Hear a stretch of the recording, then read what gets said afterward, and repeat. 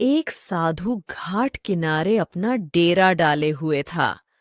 वहां वह धुनी रमाकर दिन भर बैठा रहता और बीच बीच में ऊंची आवाज में चिल्लाता, जो चाहोगे सो पाओगे। उस रास्ते से गुजरने वाले लोग उसे पागल समझते थे। वे उसकी बात सुनकर अनुसना कर देते और जो सुनते वे उस पर हंसते थे। एक दिन एक बेरोजगार युवक उस रास्ते से गुजर रहा था। साधु की चिल्लाने की आवाज उसके कानों में भी पड़ ढी। जो चाहोगे सो पाओगे, जो चाहोगे सो पाओगे। ये वाक्य सुनकर वह युवक साधु के पास आ गया और उससे पूछने लगा, बाबा, आप बहुत देर से जो चाहोगे सो पाओगे चिल्ला रहे हो। क्या आप सच में मुझे वो दे सकते हो जो मैं पाना चाहता हूं? साधु बोला, हाँ बेटा, लेकिन पहले तुम मुझे ये बताओ कि तुम पाना क्या चाहते हो। बाबा, मैं चाहता हूं कि एक दिन मैं हीरों का बहुत बड़ा व्यापारी बनूं। क्या आप मेरी ये इच्छा पूरी कर सकते हैं? युवक बोला, बिल्कुल बेटा, मैं तुम्हें एक हीरा और एक मोती देता हूं। उससे तुम जितने चाहे हीरे मोती बना लेना। साधु बोला। साधु की बात सुनकर युवक की आंखों में आशा की ज्योति चमक उठी।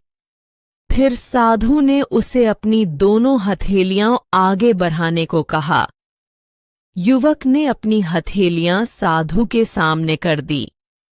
साधु ने पहले उसकी एक हथेली पर अपना हाथ रखा और बोला, बेटा, ये इस दुनिया का सबसे अनमोल हीरा है।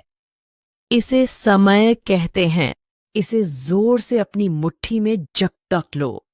इसके द्वारा तुम जितने चाहे उतने हीरे बना सकते हो। इसे कभी अपने हाथ से निकलने मत देना। फिर साधु ने अपना दूसरा हाथ युवक की दूसरी हथेली पर रखकर कहा, बेटा, ये दुनिया का सबसे कीमती मोती है। इसे धैर्य कहते हैं। जब किसी कार्य में समय लगाने के बाद भी वांछित परिणाम प्राप्त ना हो, तो इस धैर्य नामक मोती। युवक ने ध्यान से साधु की बात सुनी और उन्हें धन्यवाद कर वहां से चल पड़ डा। उसे सफलता प्राप्ति के 2 गुरु मंत्र मिल गए थे। उसने निश्चय किया कि वह कभी अपना समय व्यर्थ नहीं गंवाएगा और सदा धैर्य से काम लेगा। कुछ समय बाद उसने हीरे के एक बड़े व्यापारी के यहाँ काम करना प्रारंभ किया।